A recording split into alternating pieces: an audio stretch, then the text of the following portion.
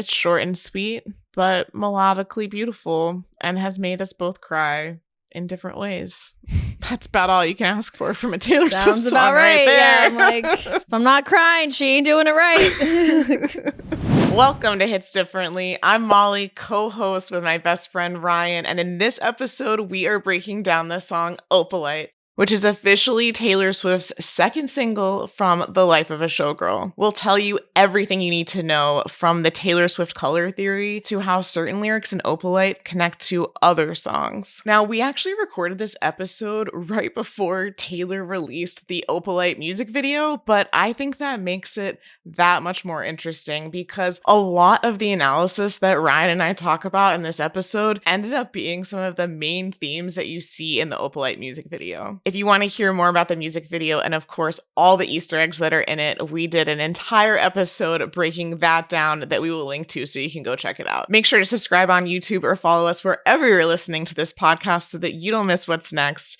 And thank you to all of you who are watching this on Patreon. We appreciate your support so much. It's time to break down the second single from The Life of a Showgirl, Opalite, track 3. So Taylor talked about Opalite, and you can hear Taylor talking about every song on Life of a Showgirl if you search for the track by track version on any of your streaming platforms. She has these little intros where she gives you a little bit of context about the song. So this is what she said about Opalite. Opalite is a song on my album that I think is just so infectiously, contagiously happy, and it's really an expression of happiness. The song itself is about choosing happiness and getting through rough times, adversity, and really choosing your own joy and your own sort of path to joy. And it didn't just happen accidentally for you. Opalite is actually a man-made opal. So I kind of took that metaphor of a man-made gemstone and applied it to, what if you make your own happiness in life? I really love that sort of comparison between the two and that analogy, and it turned into one of my favorite songs on the album, which is interesting because, as we know,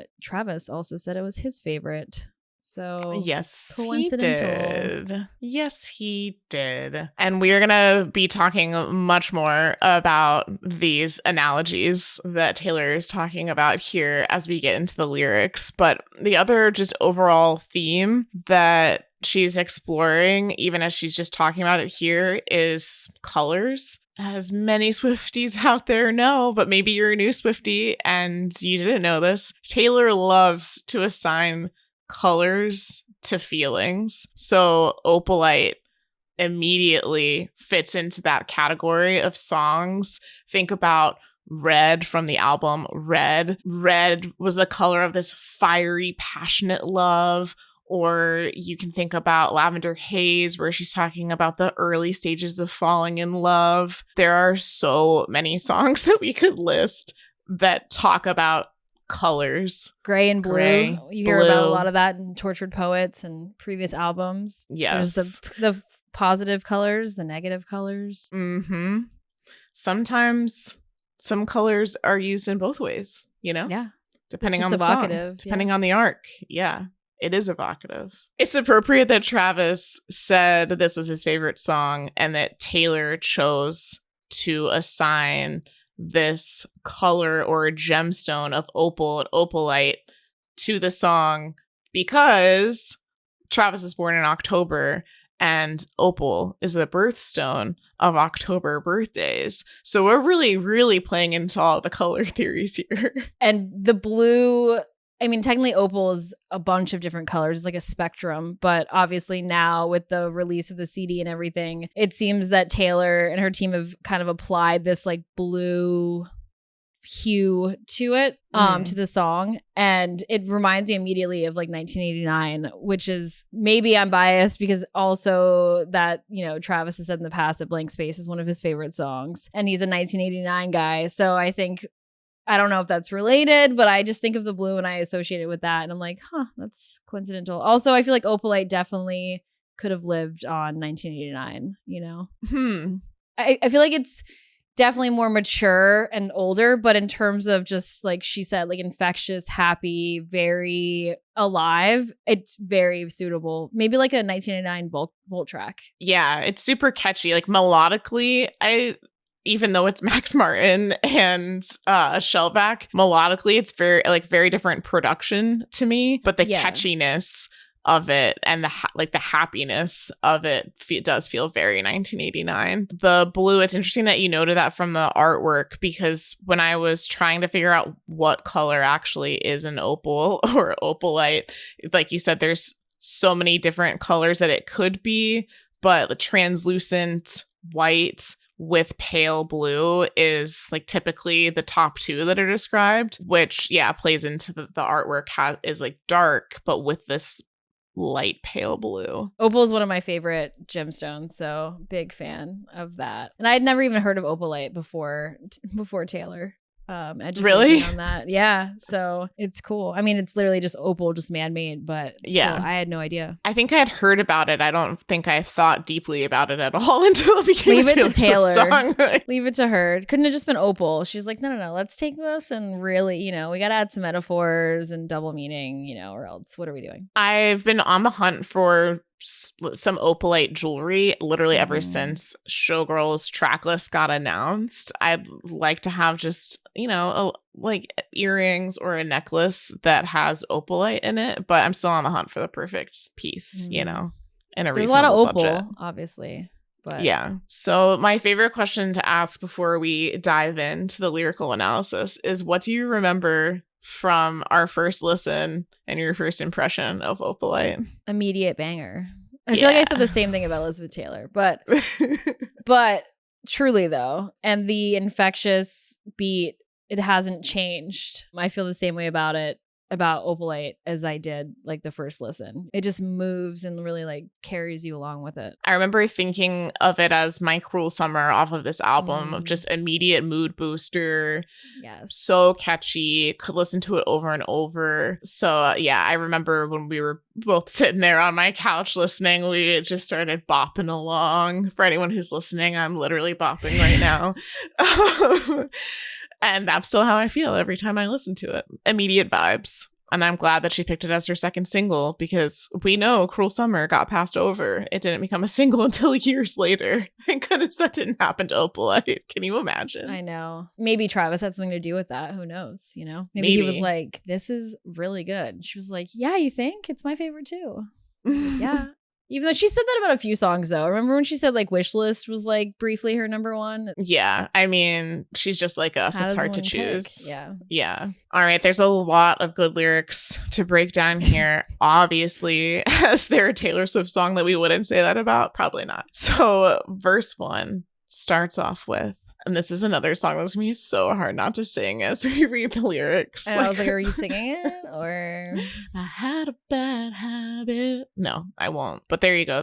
That's what I want to do, just so everyone knows. I had a bad habit of missing lovers past. My brother used to call it eating out of the trash. It's never gonna last. I thought my house was haunted. I used to live with ghosts. And all the perfect couples said, when you know, and when you don't, you don't. So that's the whole first verse. Let's take it back to the beginning. I had a bad habit of missing lovers past. Ryan, can you relate to that?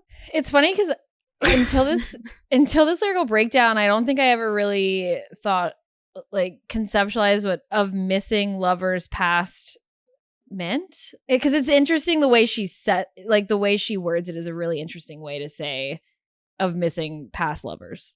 Like, I get it, like, to make it flow and rhyme and stuff, she did it that way, but I'm like, she's really saying like of missing past lovers. So I think in my brain I just like moved on, because like I'm really obsessed with like the next line about eating out of the trash is where I really got hung up on. Oh, see, like I feel like this is the setup line. It's like, I feel like I glossed over it and I was like, oh, okay. Yeah.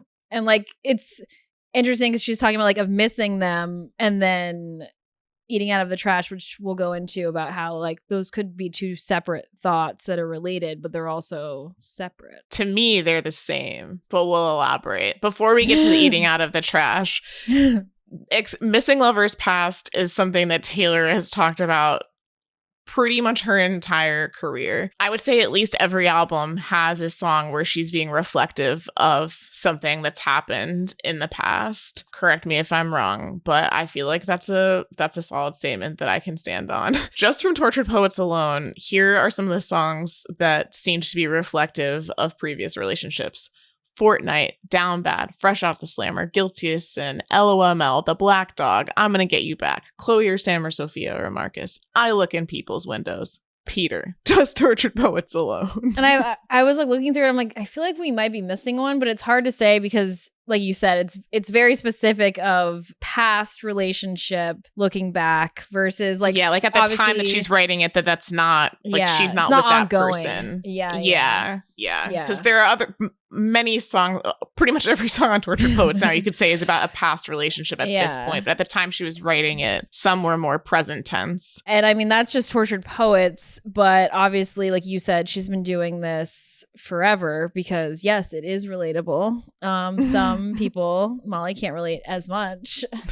But when you don't find the one and you keep not finding the one, you relate to it a lot more. Like Taylor and myself. You're like, this one? Nope. Okay. And then, then you find yourself having a bad habit of missing past lovers. I just remember too from our first listen though, part of the reason why I was like making fun of you for that is because anyone who watched our album reaction, when this opening verse popped up on the screen, you and I were like hitting each other because we had just been talking that week about someone from your past right before listening to the album. And so it was just so perfect. I'm pretty sure in the React video, I literally say like eating out of the trash, like it's literally me. Like I'm a raccoon. Hello. Also one of my favorite animals. Fun fact. I only just now in this moment made that connection, but they're so cute. But they get out of the trash. It's me. Anyway. Do you think Taylor also relates closely to being a raccoon? I feel like she's more of a squirrel, you know? Yeah, they don't really eat out of the trash, as a squirrel. Though. That's the only reason I'm saying out of the trash. If you've watched a past video, one of our past videos as well, I remember there was a time where we did a Q&A where we were assigning animals to all of Taylor's albums? Yeah. And so this makes me think of that. I'm like, if you were to assign Opalite an animal, I think a raccoon could be a vibe. Let us know what you think. What animal would you assign to Opalite? I think a raccoon's the top contender. Yeah, I don't know if raccoon applies to the whole album, but, you know, for Opalite. the Opalite specifically, I could see an argument. Anyway, it's already gone off the rails. We're only in the first couple of lines. Do you also think about raccoons when you hear Opalite? Great. You're in good company. This is a hard-hitting analysis people come at it differently for. Okay. So let's just get to the trash line, you know? My brother used to call it eating out of the trash. It's never gonna last. This is one of the most hilarious lines in Taylor history, in my opinion. Like, I laugh most times that I hear this song. It gives me, I like it. It puts a smile on my face. It gives me a little chuckle. My brother used to call it eating out of the trash. It's such a brother thing to say. Ugh, right. There she goes eating out of the trash again. Which also, like, just imagining that actually happening and her reaction and how that conversation went down, would love to be a fly on that wall. Right? It was probably so sassy, especially once we saw the End of an Era docuseries and some of the sass between her and her mom. I feel like she and Austin probably have some sass. So I just loved this. And shout out to Austin, because this is the first time he's been mentioned in a song since Speak Now, since Never Grow Up on Speak Now. That's a long time. Taylor has written about brothers more recently. Like, the word brother has popped up on other albums, but it's been talking about like other people's brothers or trusting someone like a brother. But this is the first Austin shout out since Speak Now. And in case you didn't know, Austin is Taylor's brother. So she saved the best for now. Yeah. Also, it's worth noting that we talk about how she has a longstanding history of past lovers. If you think about, I mean, I'm not a debut girly and can't speak on the album like some can, but arguably her first ever debut single, Tim McGraw, is literally talking about a past lover and like good times that they had and like reminiscing, and it's literally the platform for so many songs that we've gotten from her. And Yes. it's just very relatable, you know? From day one, she's Eating like, out the trash. Relatable. So as mentioned, I feel like the missing lovers past and the eating out of the trash, they're obviously connected, but it could also be two separate ideas of it, I guess, because I relate very closely. I feel like the eating out of the trash can be a little bit ambiguous because it could mean referring to like thinking about past lovers, therefore eating out of the trash because you keep doing the same thing. You're like, oh, here you go. You know, you're thinking about this past guy or girl. You're eating out of the trash. You're just going back to the same stuff, sifting through old flames. Or a whole other concept of eating out of the trash when she's dating someone new because her selections are therefore trash, if that makes sense. You know what I mean? So it's like both can be true. Ambiguous. There's some ambiguous, interpretations there. Yeah, I definitely lean towards the more literal because I lean literal on everything of the purpose of the line that intros it is I had this bad habit of missing lovers past. So to me, that could mean you're with someone new, but you're still thinking about the old person. You're just constantly in the what if something had been different, or what if we tried now? What if we gave it another go? And that her brother's like, stop eating out the trash. Like, you broke up for a reason. Stop going back to that. Let's get a clean plate.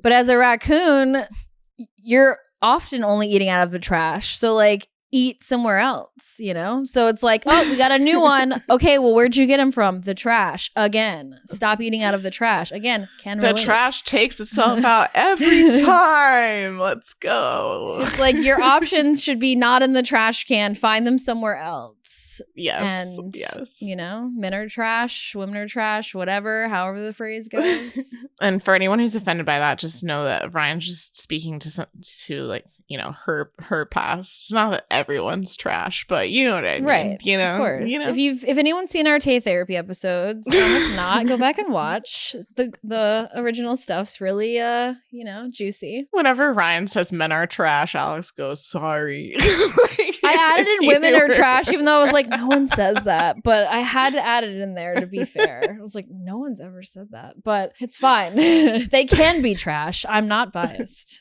Obviously. There are trash women as well. Okay. Next lines. I thought my house was haunted. I used to live with ghosts, and all the perfect couples said, when you know, you know.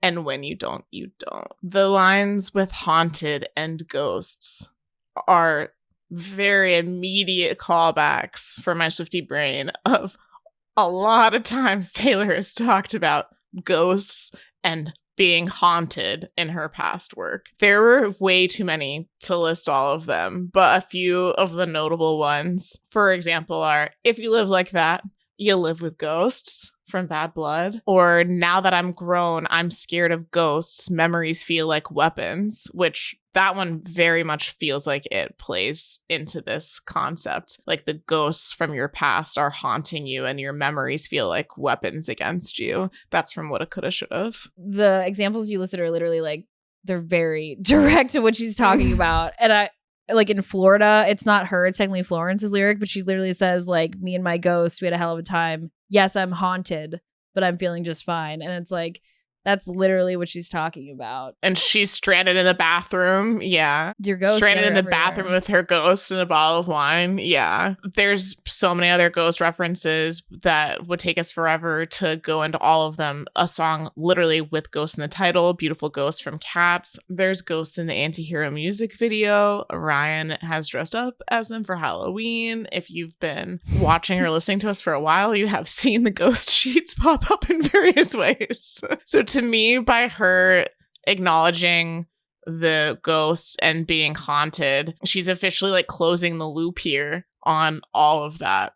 Like, she used to explore and go back and think about these things that would haunt her and stick around. And now she's like, that's in the past. We're moving on.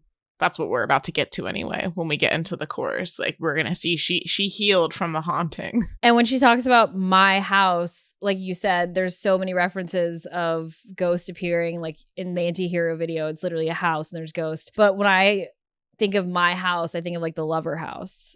And it's kind of like you said, if you're closing the door on all of that, it's like she burned the lover house to the ground. And, you know, now we've come out the other side and it's like, yeah, my house was haunted. It's burned down and, you know, we're good now.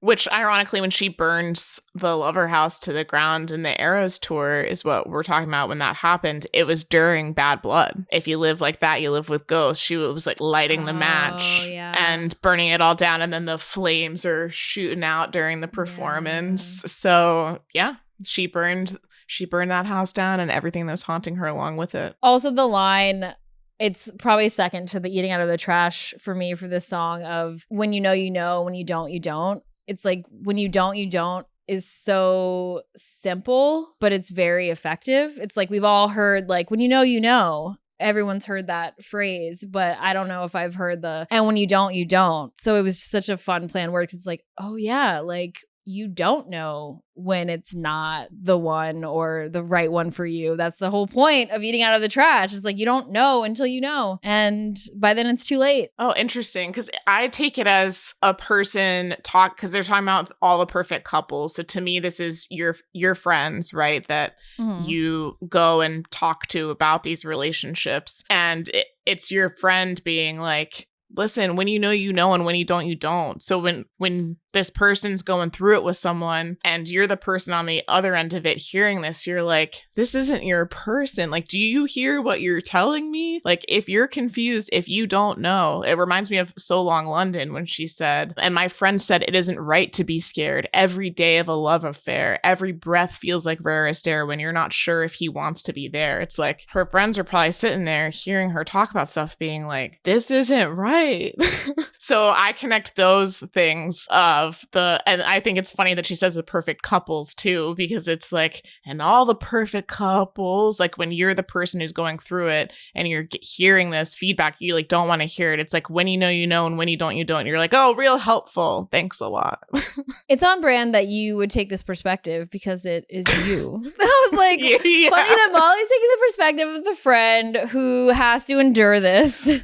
And I'm taking it from the perspective of the person who's actually lived it. And it's like, oh yeah, like, yeah, in the past, many times I didn't know, you know, when you don't, you don't. It's like, yeah, I had no idea until, you know, you find out, but way down the line. And someone can say like, oh yeah, like when you know, when you don't, you don't. It's like, but when the person's in it, they don't have a clue. And not to say that relationships aren't hard work or that you won't go through things that you have to work on or whatever. But to me, the overall takeaway here is like, if something is this hard and you feel this confused, then maybe it's just not right. Which is funny because you and Alex are my perfect couple. So it's all very related. It's all very on brand, you know? It's like I'm the one who's like, all the perfect couples. I don't have many examples of those. But Molly doesn't give that advice. So... What? When you know, and when you don't, you don't? Well, because it's kind of cliche. It's like, yeah, we all know that, which is probably also why she like plays around with, like Taylor plays with it. Because it's like, yeah, people say that, like, of course, oh, when you know, you know. It's like, sure. But now she's on the other side of it and she's like, yeah, that was not it. When you know, like I was spinning my wheels with these other people and I should have known. But I picture, like, when she says all the perfect couples, I was thinking about the couples in Taylor's life too, and like who might have said this to her. You know, I'm like, this is like Jack and Margaret. Is this Selena? You know, like there's a number of different friends in her life that this could be. But again, the way that she says like, and all the perfect couples, it feels slightly snarky, like she's making fun of her friends a little bit. But then she's gonna be that friend now. There's also some bitter single people who have some disdain towards, you know, like, oh, like perfect couple. Whereas like, again, I can't relate to that. I can read between the lines of like, that couple's not perfect. But you know, Taylor romanticizes a lot and it's like, well, you're in a successful relationship, so it's better than me dealing with all this. That's why it feels sassy in a way, because no one's perfect, but it's like, all these people, they just can't even relate, they're just telling me this, but they don't understand, you know, that kind of a vibe is what I get from it. But it's just such a good punchline, like when you know, you know, and when you don't, you don't. And then it goes into the pre-chorus, and all of the foes and all of the friends have seen it before, they'll see it again. Life is a song, it ends when it ends.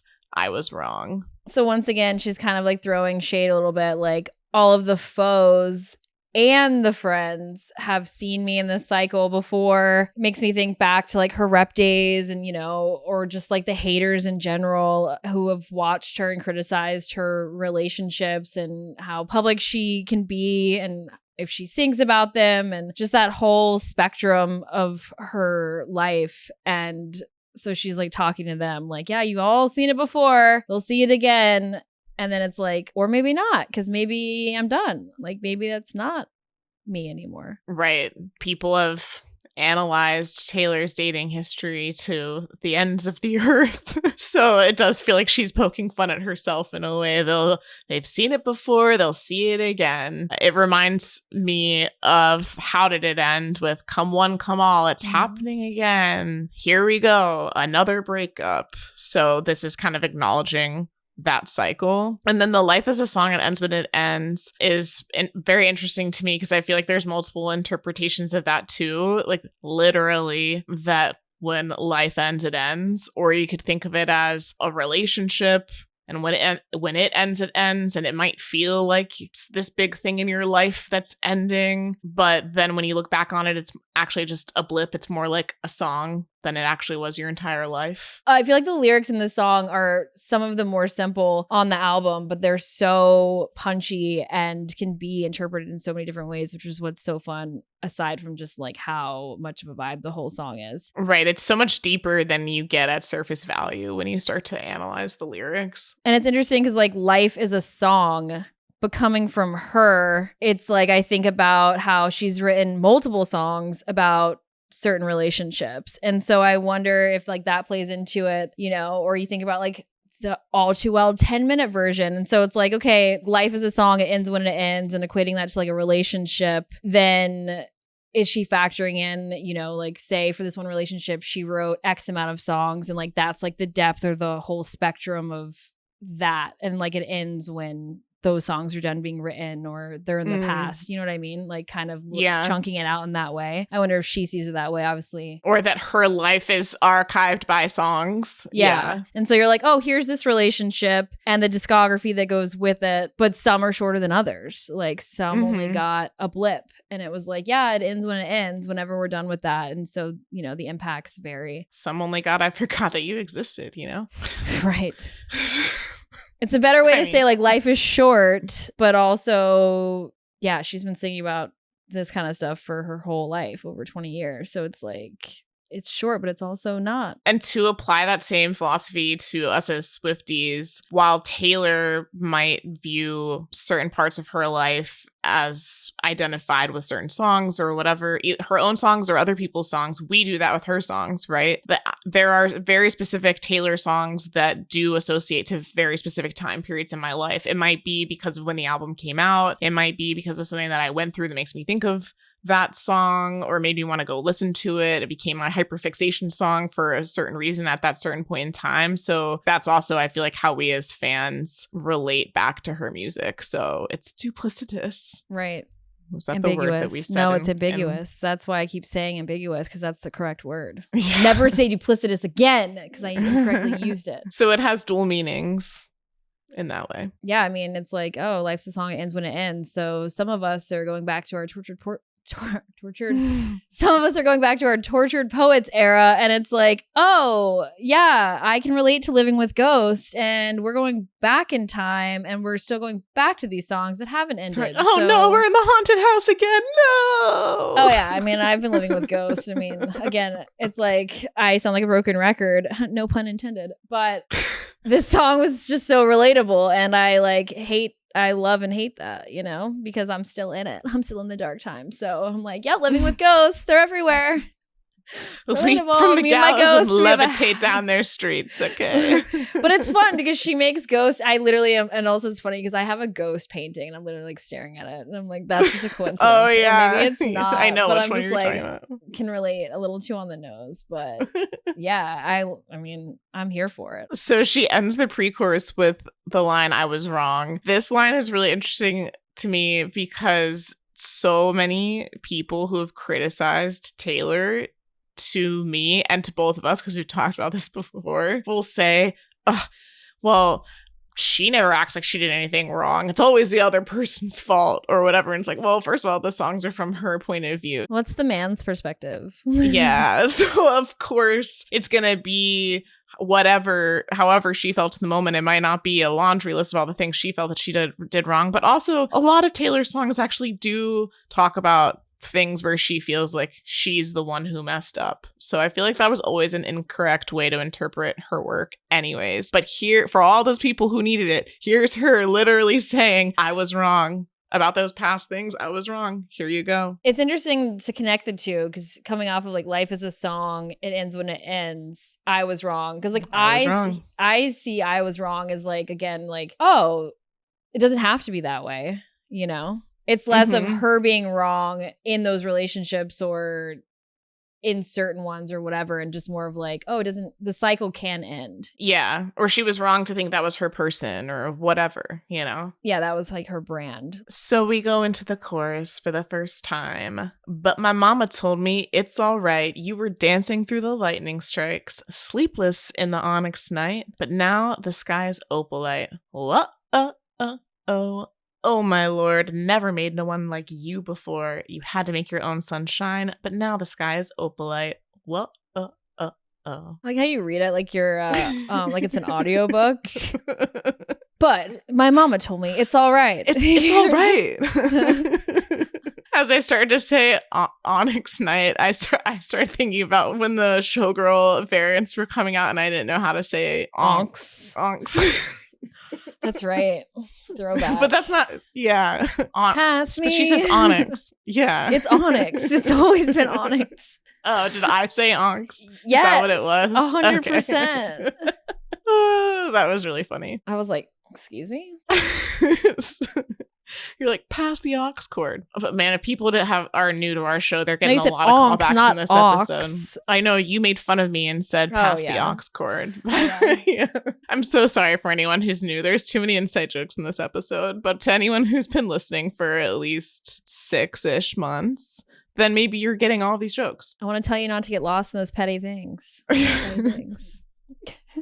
So my mama told me it's all right. You were dancing through the lightning strikes. Shout out to Mama Swift. Thank you, Andrea. Again, now that we have the end of an era docuseries, I feel like it sheds new light on these references to her family. But now we know that her mom said, you gotta try something different. Have you tried an athlete? That's how Taylor and Travis started dating. But in this scenario, it's a callback to before Taylor and Travis would have met, and Andrea can, encouraging her along as she's dealing with different things. You're dancing through the lightning strikes. It's all right. Just keep on dancing. No one has endured more than Mama Swift. It's like you think about how tired you are with me. That's not even, she has a whole lifetime of that.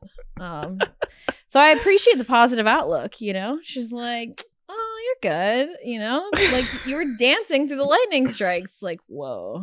I appreciate the dancing aspect of it because it makes it seem like the journey through all of the trash was at least a fun one, is kind of like how I interpret it. It's like there was a moment in time, because you think about a relationship, there's always at least a moment, whether it's fleeting or dragged out, where it's fun, and that's why you're in it. And so I kind of appreciate that, semi-toxic spin on it. It's like, hey, it was fun for a little bit. Yeah, it's like you were making lemons out of lemonade. You were making the best out of these situations, and maybe you enjoyed the dancing for a bit. Some people thrive in chaos, like you.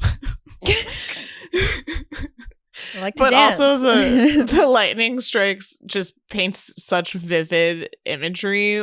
Every time I hear that line, I'm literally picturing someone dancing in a storm. And then that makes me think of Fearless. With you, I dance in a storm and I best dress fearless. For all we know, in that storm, there was lightning, Right? It's like double. It's like, yeah, that was a relationship where it was like, yep, dancing through the lightning strikes. It was great. And then you're like, wow, that was a bad idea. Just dodging the danger, at every turn.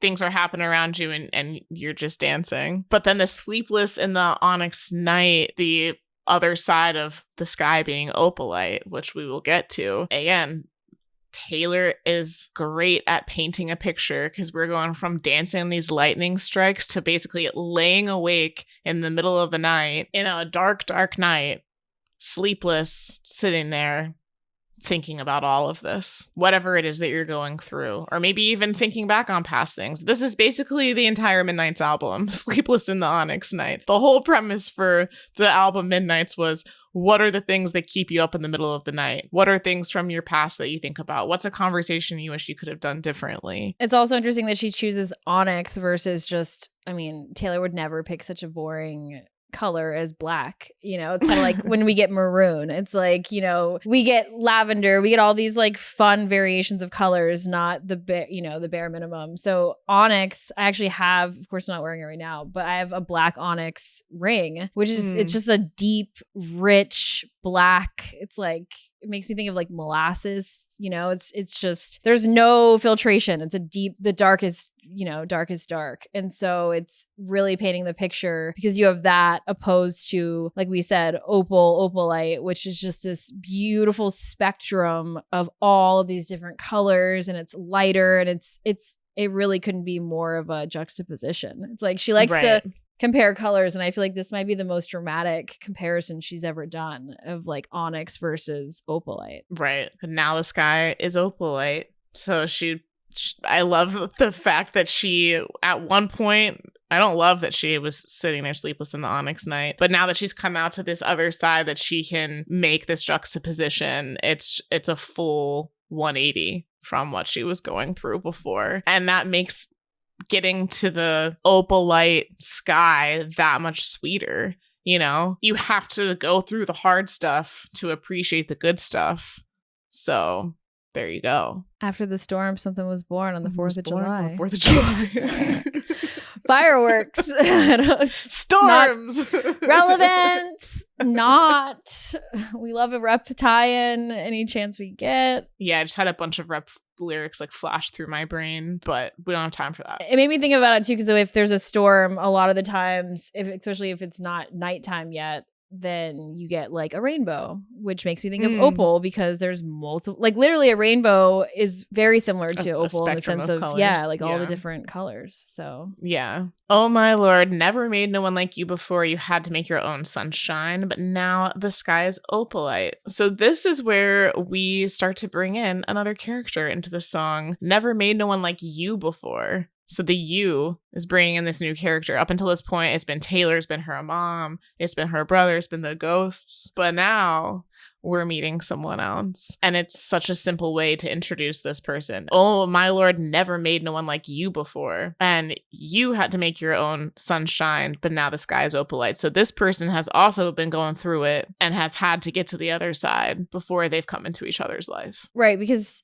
like Taylor spoke about in the track by track, it's like she wanted us to know that this kind of relationship or awakening didn't just happen by chance, or doesn't just happen by chance, that she had to put in the work, before getting here. She didn't just show up and stop eating out of the trash and then, the relationship just unfolded. She had to go through a lot and endure a lot before now. And then the person she's speaking about, obviously, she's implying they had to do the same thing. So it's like, you had to make your own sunshine. And it's like, but now look, like all of the work like paid off. Right. Taylor talked about this a lot. Also in the End of an Era docuseries. I didn't realize how many times I would reference that in this episode. But when she's giving her speech about this didn't just happen by chance, people talk about this like some happenstance that we all ended up on the Eras tour, and it's like, no, there was all this hard work that got you to this point. So clearly this theme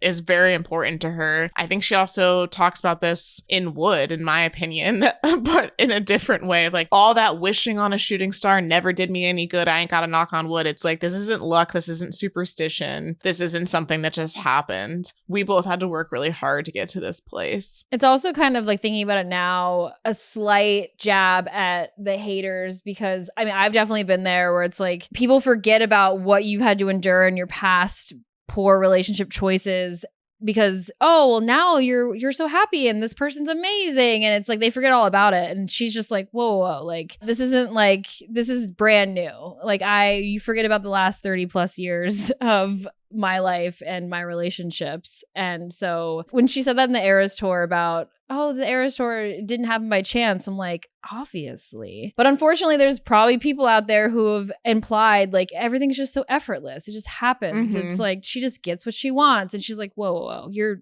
very conveniently forgetting what has happened to lead up to now and all of the work and effort and tragedies that have unfolded along the way to get here. And also, not to gloss over, Taylor does have religious references in many of her songs. And now this is one of her most recent with, "Oh my Lord, never made no one like you before." So in the next chorus, that line is going to change a little bit, which is why I want to make sure to call it out, because it's like, again, we're meeting this character in this chorus and acknowledging, oh my gosh, no one's ever made anyone like you before. You are not like my past lovers. I am no longer eating out the trash. Like, this is brand new. And then just remember that when we get to the chorus the next time around. On to verse 2. "You couldn't understand it, why you felt alone. You were in it for real. She was in her phone and you were just a pose. And don't we try to love love? We give it all we got. You finally left the table, and what a simple thought.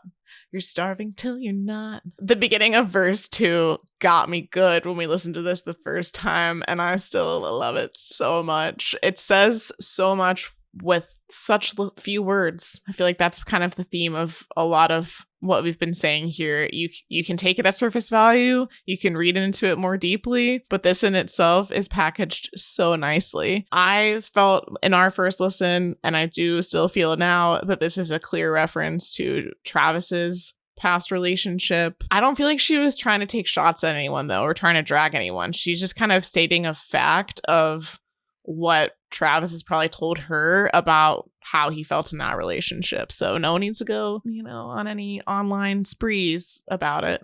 It's just the facts. You felt alone. You were in it for real. She was in her phone and you were just a post. Sometimes people live their life for social media. That's how it goes. I mean, people already came for her, but because of that. So Taylor knew what she was doing.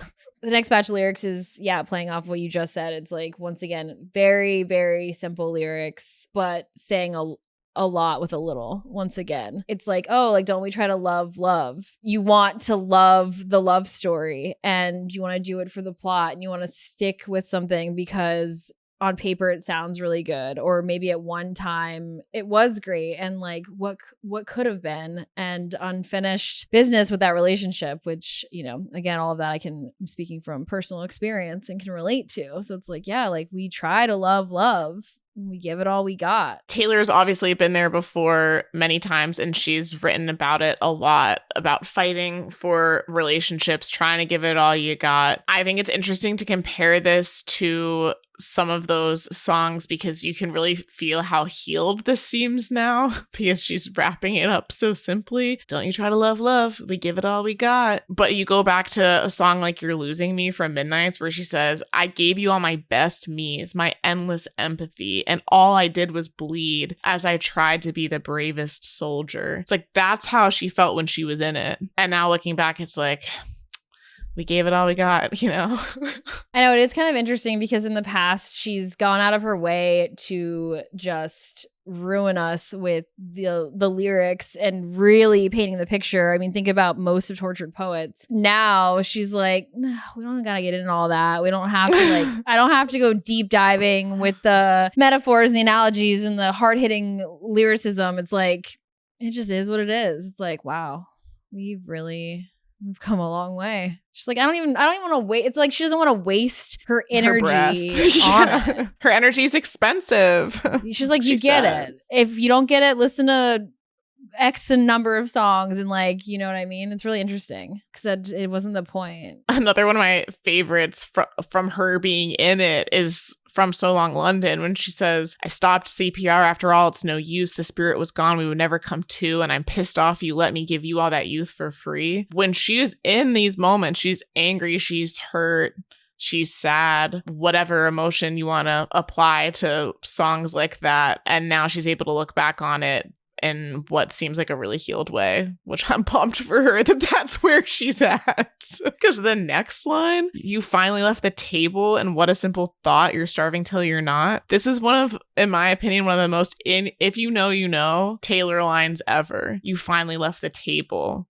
You could be a casual person listening to the song on the radio, and this could just be taken at face value. But if you're a Swiftie and you hear the word table, there's a lot of things that pop into your brain. I mean, obviously, if you're a Tolerate It stan, then that's like the number one thing you think about, especially if you've seen the Eras Tour version back when it was on the set list, and the iconic table scene when they are sitting at the table. Obviously, she has the lyric, what would you do if I break free and leave us in ruins? Took this dagger in me and removed it, gain the weight of you, then lose it. Once again, it's like when she's crushed under the depths of all these like awful relationships and things that she's endured, it's like she really gives it to us with the lyrics. And now she's like, if you think about a love song, it's like we don't need to like flower this up. It doesn't need to be that deep. It almost feels like she doesn't need to defend it. It can be simple because she doesn't need to go into the depths of how it's making her feel, because you feel it in the song, even with the simplicity of the lyrics. Yeah, but it's just such an interesting callback that she says you finally left the table, because she's saying it to the other person, right? You finally left to the table, and what a simple thought, you're starving till you're not. She's not even technically talking about herself in this context, but it makes me think of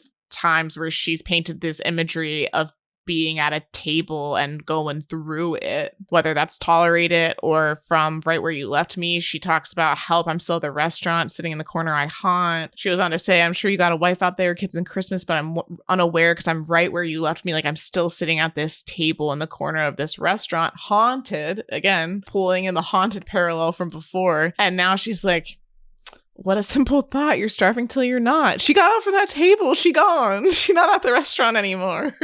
When she says you, I imagine it's like you said, it's like her, it's someone else. It's just like general advice. It's like, it's not necessarily that she's like talking to the other person in the song, but like, I mean, it applies as well, but it's just like you, like, you finally leave the table, and then what a simple thought, like you're starving till you're not. The raccoon, you're like, I needed that food at the table. You're like, what if you just, the raccoon. Why don't you just walk away?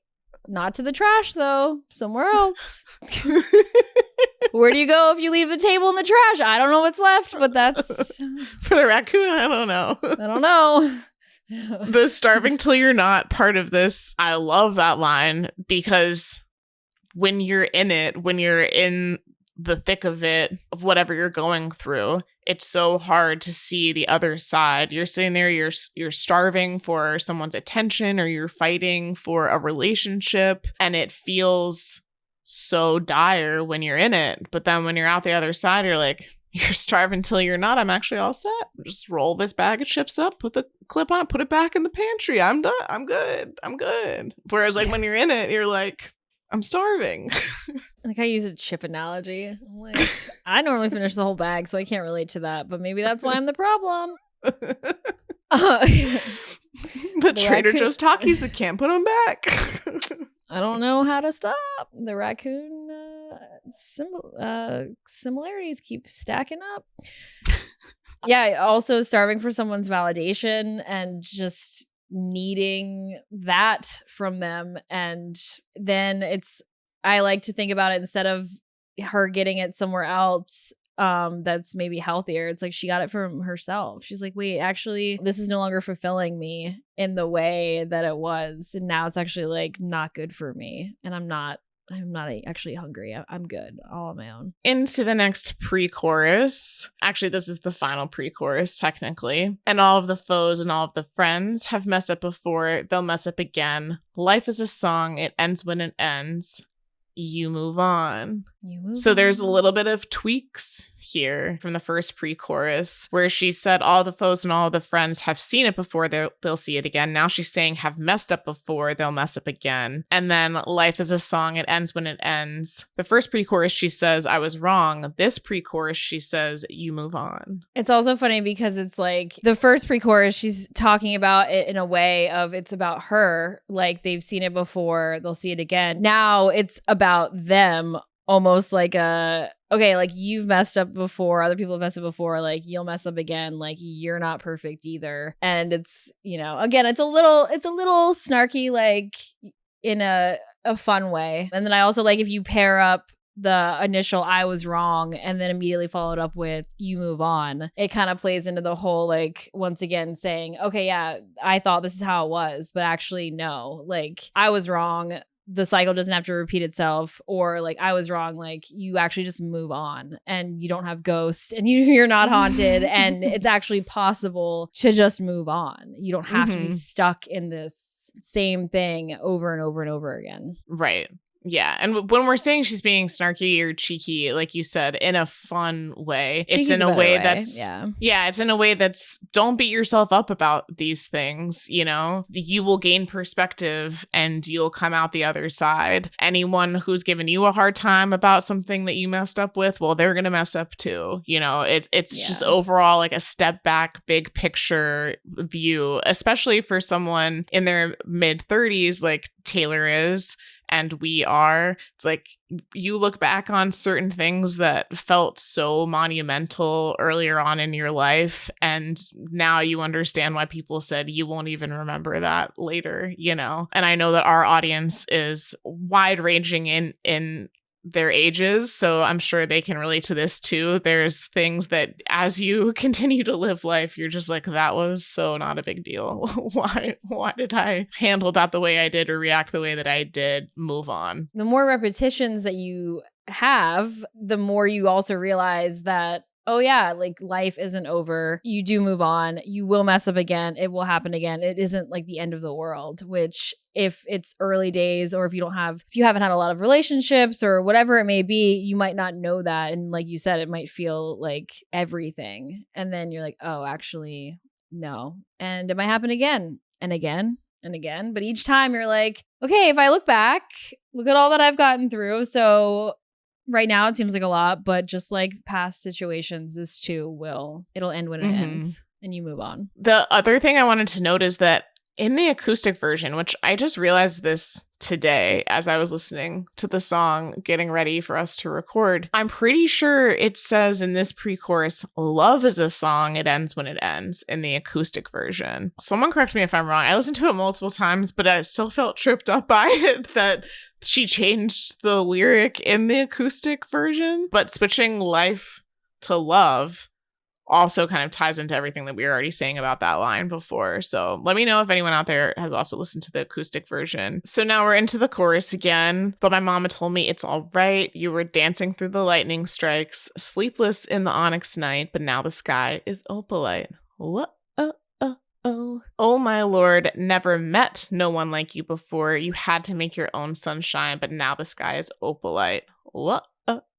So the never made no one like you before has now switched to never met no one like you before. So the first time we're being introduced to the character, now we have met the character. It's from the creation of the person to how she feels about the person. God, no one's ever made anyone like you. And also I've never met anyone like you. Love that. I love when she changes little things from pre-chorus to pre-chorus, or just like turns a phrase at the end of a song. We've talked about this before in different lyric breakdowns, which is one of my favorite things that she does because it keeps it feeling new even though it's repetitious. So it works really well here. And then we go into the bridge. I love this bridge. It makes me get emotional in a variety of different ways, like depending on what mood I'm in or what's going on in my life. At the time when I listened to this bridge, and this song's only been out for a couple of months, but I feel like it hits me in different ways. So the lyrics are, this is just a storm inside a teacup, but shelter here with me, my love, thunder like a drum, this life will beat you up, up, up, up. This is just a temporary speed bump, but failure brings you freedom, and I can bring you love, love, love, love, love, love. I highly recommend listening to the song, by the way, if you haven't already. You're really selling it. If no one's heard it, they're like, do I want? It's like, trust me. Love, love, love. Yeah. Love. So yeah, I freaking love this bridge. The storm and thunder, storm inside a teacup, thunder like a drum. To me, it's tying back to the chorus of the lightning strikes and the onyx night. Also, just melodically, I mean, we know that Taylor is the master of bridges, and this one is no different. And in this one especially, yeah, like melodically, she really just takes you, like, I feel like I'm being taken away by her vocals. Like, I'm literally like being swept away when she starts this bridge. It's such a wild effect. It's like a hug or something. It's just like sweep. Yeah, it takes you out of the song. It's like a totally different vibe. You know, like Pocahontas, when the scene with all the leaves painting with the colors of them. Yes. Yeah, I literally watched Pocahontas in the last couple weeks. That's what it makes me think about. Like, that's how I feel. Like, I'm like Pocahontas, and I'm like the lyrics are just like swirling around. I mean, I also like, I think because the imagery that's matched, like a storm inside a teacup. So you're like, you're imagining the swirling and all of this stuff. And yeah, it's so smart how, I don't know how she does it. Like the layering of all the different sounds. It's just, yeah, it's mastery. Masterful. It's masterful. But as we know, if you've listened to Taylor before, this is no surprise, but nonetheless. And like you said, it's like depending on the day. We all know, you earlier referenced like this being like your Cruel Summer. It's like technically Cruel Summer. This doesn't apply technically, but technically Cruel Summer is like how we like to call a sad bop, where it's like if you actually listen to the lyrics, you're like, ooh, but it's a whole bop and you're up. Whereas Opalite's obviously more of a sweet love story, but can confirm you can still cry to Opalite if you're feeling low enough. And it's not even like a sad, like we're not talking like Tortured Poets kind of cry, but like almost like a cry for, I guess, yourself, maybe, if like you can relate to it, or I don't know. It's not like a low cry, but still a cry nonetheless. No, I've cried to this song too, but in different ways. That's why this bridge trips me up. It makes me feel all the feels. The first time that I cried to it was happiness, because it was, I think I talked about this in one of our episodes from the release weekend of Showgirl when you were here. One of those days I went for my first run and listened to Showgirl just like by myself for the first time out on a run, which is one of like the way I fell in love with Taylor's music, was listening to it while I was running. And so I remember listening to this song, and when it got to the bridge, I literally just started crying while I was running, because I was so happy to have new Taylor music to listen to, and the song was such a perfect running song. But then also the like, this is just a storm inside a teacup. It like for runners, or like anyone who's doing anything that might feel a little bit hard, it's like you just got to get through this little piece. Like just keep going. Like one more block. Like run to that light pole. You know what I mean? Like you can apply it in so many different ways. But I just remember feeling so happy and emotional. Oh my gosh. I can't believe I have this new album to listen to. I love this so much. How many times has Taylor's music gotten me through? When she says shelter here with me, it's like, how many times has her music gotten me through something that I've been going through? Right. So in that way, I was listening, I was crying in like an emotional, happy way, but I've listened to the song at other times where I'm feeling emotional for other reasons or feeling down. And that is comforting in a way. It's like a comforting cry. Right. Yeah. To have her there telling you like, this life will beat you up, but it'll be okay. Right. Yeah. Like being actively in the storm while listening to it and crying from that perspective of like, right. You're like, this is just a storm inside a teacup. It's like when you're still in it, you're like, I can't relate to half of the song and like being on the other side, but like you're making me feel, a little comforted in this little, few minutes of this song. Yeah, it's like Taylor, big sister Taylor coming and building a little shelter for you. She's like, I did it. You can do it too. It just takes a lot of work. Yeah. And the shelter here with me part also makes me think of the albatross when she says she's the albatross. She swept in at the rescue, which is just an interesting, different imagery of like her coming to save the person that she's in the relationship with who's feeling down. And then this is just a temporary speed bump, but failure brings you freedom. This is really fascinating because Taylor is a winner. She's competitive. She does not want to fail, but she is coming to this point where she can say failure brings you freedom. Actually, I have failed and it's okay. Life went on. So I imagine her giving that advice to her partner or the people in her life when they go through some sort of thing that feels like failure to them. Yeah, I'm a huge fan of the metaphors and just symbolism that she creates in this bridge of giving you advice. It's very simple, but it's very comforting to be like, oh, this is just temporary. It's just like earlier when we're talking about like lightning strikes and it's all just, everything works out in the end. And it's crazy because just like Haunted and Ghost, she has so many lyrics in past songs about storms. And the lyric from Clean, hung my head as I lost the war and the sky turned black, not onyx, because back then it was just black, like a perfect storm. And it's so interesting because obviously Clean is in part about getting over a relationship and being 10 months sober, aka like 10 months out from the past relationship. And so clearly the storm inside a teacup, it's like kind of how she's always like thought about past failures or past, uncomfortable situations. It was like, oh, it was just a storm, just weathering the storm. Mm-hmm.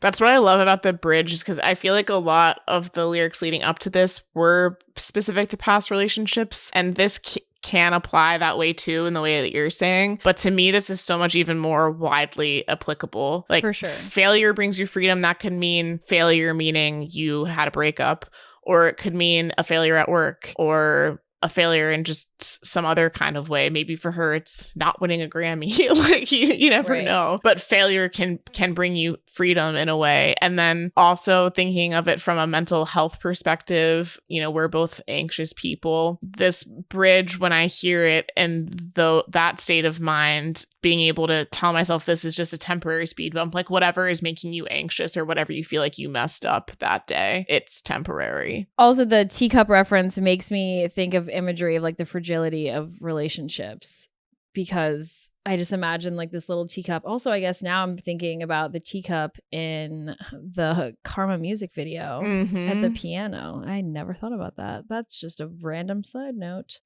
What does it mean? Really, that's like the teacup I picture, except I picture it like rattling with like a storm happening inside. I was thinking of more of like one of like the colorful teacups, it has all the different, like the mosaic, like one of those kinds of teacups. And you're like, wow, it's like this storm swirling around. And the teacup is very interesting. Also, makes me think about like Disney World. If you're like on the teacup ride and you're being swirled around. So when it ends with the love part and it's layering the word love, and I can bring you love. Again, I won't keep singing, but love is how it ends. To me, it feels like a musical callback to Me, when she's like, me, he, which is our show open. That is the other time that I remember hearing this kind of joy and kind of just like silliness and giddiness, like love. It's just very kitschy. I never thought about that until you said that. I don't know if I want to associate it with Me. But it's kind of perfectly her, right? Like, people thought the song Me was cringe, but it's also very Taylor, and that's kind of how this is. I can bring you love. She's a little goofy and weird like that. Love. I like the beat too in the building. Like, it makes me think of like literally like starting down low and then it's like slowly building, getting higher. I picture like, actually, I've heard this at a wedding. I heard it at a wedding this fall. I was just gonna say, it's like a wedding when it's like. I don't think that it played to this part. It didn't play. They didn't play the entire song. But if I was on a wedding dance, I would be like, get down. Yeah. I've definitely done that alone in my house for sure. It's like the new age version of the song. What is it? Shout. Yeah. We wanna. So that wraps up the bridge. It's short and sweet, but melodically beautiful, and has made us both cry in different ways. That's about all you can ask for from a Taylor Swift song. Sounds about right there. Yeah, I'm like, if I'm not crying, she ain't doing it right. Only Taylor make us cry to a song that's supposed to be happy. Right? She's like, you cried at this? It's like, don't worry about it. She's like, So we go into the final chorus where Taylor says, "Don't you sweat it, baby. It's all right. You were dancing through the lightning strikes. Sleepless in the onyx night. Now the sky is opalite. What? Oh my lord. Never met no one like you before. You had to make your own sunshine, but now the sky is opalite. What? And the change here is instead of "but my mama told me," it's "don't you sweat it, baby. It's all right." Because now it's no longer her getting the advice and it's her telling the other person, like, or whoever giving the wisdom, like, don't sweat it. It's all right. She's like, this isn't about me anymore because I'm good. I'm healed. This is about either my partner or just the general population and giving the wisdom. You're dancing through the lightning strikes. You're going to be fine. Exactly. Don't you sweat it, baby. It's all right. Oh, I love this song. I love all of the things that we uncover when we do these lyric breakdowns. A lot of them float around in my brain when I listen to it. And then even more comes out when I sit down to try and think about it this way, line to line. The things it brings back from her old work, how things connect to tell this new story or continue the through line of that story and bring it back around to where she is now. I feel like this song does all of that perfectly. Opalite's so interesting too because obviously, even though now Taylor's engaged and obviously very outwardly happy and in such a great stable place in her life, I appreciate that the song is still generic enough. And when she mentions like, you know, like you'll make mistakes again and all this, that it's not, there's no finality.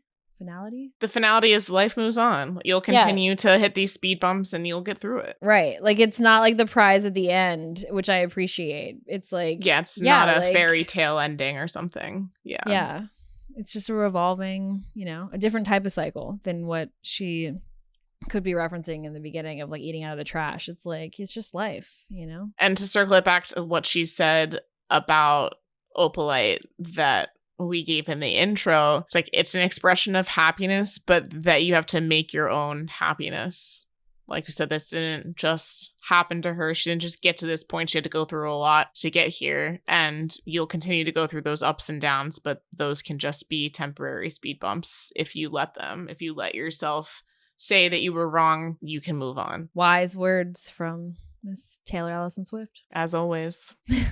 Let us know what you guys think of this lyric breakdown. If you interpreted anything differently, we want to hear your thoughts and opinions. That's what makes Taylor's music so fun, is knowing that it hits everyone in a different way. Yeah, music is very subjective, and Taylor's proven, like with this song, that even the simplest lyrics can mean so many different things. Our next episode is going to be a live stream after this. So if you're someone who listens on audio, you might want to go follow us on our YouTube channel so you get a notification when we plan that live stream. And if you're watching on YouTube, come join us and hang out with us, and we will see you there soon. Thanks for watching and for listening. Bye. Bye.